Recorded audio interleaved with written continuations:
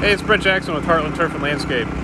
We get a lot of questions, a lot of requests rather in the springtime to seed people's lawns, and we highly recommend that you wait till fall to do that for various reasons.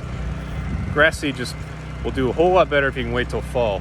However, if your yard is in need of seeding, there's some things that you can do starting now to make sure that you get really good results when the fall time comes. So two of the most common problems that we see when it comes to having thin yards and needing to seed a lawn is going to be shade and soil pH.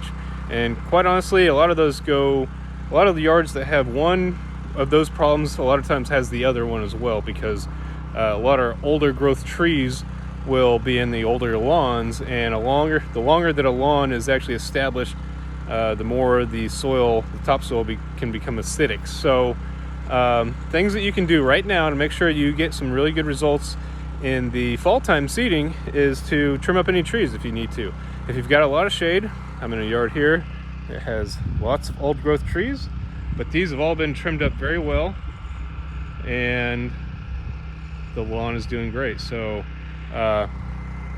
trim up any kind of trees that you might need to have that are creating a whole bunch of shade in the yard. At the same time, check your soil pH, and the best way to do that is to you can call us and we can do that for you, or you can take a sample of it and you can send it into the state extension office, and they'll measure the soil pH. And if you have soil pH that's below 6, ideally you want the pH range to be somewhere between 6 to 7.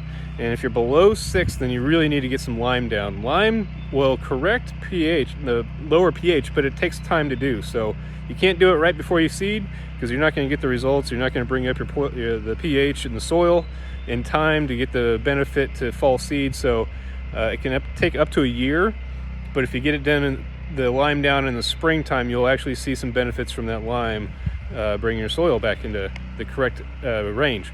So if you need any help with that, feel free to give us a call.